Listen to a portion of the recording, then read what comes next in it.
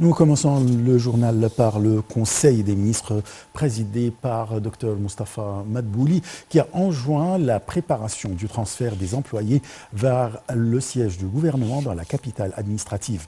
Le chef du gouvernement a également chargé le ministre des Finances de fournir un prime au transfert des employés. Il a souligné l'importance de prendre les mesures nécessaires pour démarrer le mouvement de la transition des organes prêtes dans la première phase et à partir du 1er mars. Sur un autre plan, le Premier ministre a souligné le soutien de l'État pour le secteur privé dans de nombreux domaines de l'économie égyptienne. Il a réaffirmé la nécessité de l'importance du travail dans les usines développées dans le secteur de filature et de tissage selon un système de gestion, d'exploitation et de commercialisation différent avec l'aide du secteur privé.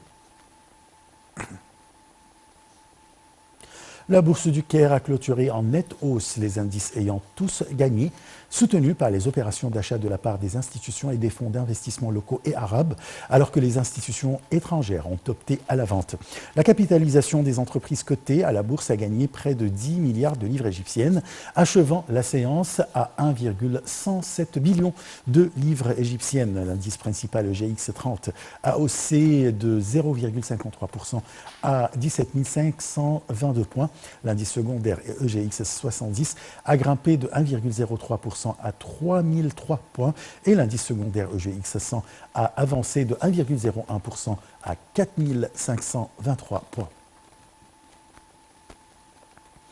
Les travaux de la 42e session du Conseil exécutif de l'Union africaine au niveau des ministres des Affaires étrangères se poursuivent dans la capitale éthiopienne Addis Abeba avec la participation du ministre des Affaires étrangères Sameh Shoukry.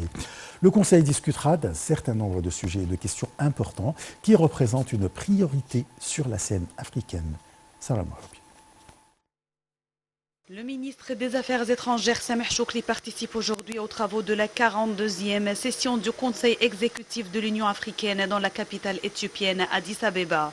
Le Conseil discutera d'un certain nombre de sujets et de questions importantes qui représentent une priorité sur la scène africaine, notamment l'accélération du processus d'activation de l'accord de libre-échange continental africain, la situation humanitaire et sociale sur le continent, les questions alimentaires, l'intégration économique et l'intégration continentale, en plus des progrès réalisés dans l'activation de l'Agence africaine des médicaments. Le lancement des travaux du sommet de l'Union africaine a eu lieu aujourd'hui qui se tiendra samedi et dimanche prochain sous le titre « Accélérer le processus d'activation de l'accord de libre-échange continental africain ». Lors d'une rencontre avec son homologue rwandais en marge des travaux du Conseil exécutif de l'Union africaine, le chef de la diplomatie a déclaré que l'Égypte tient à faire avancer les relations avec le Rwanda. Il a également souligné le souci de la tenue de la deuxième session du comité mixte à Kigali au cours de l'année 2023.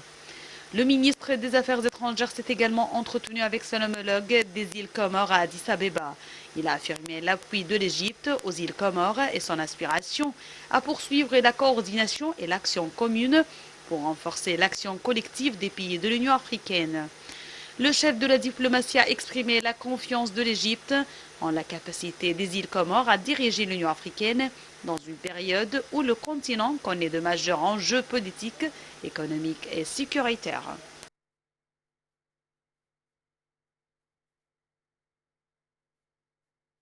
Washington.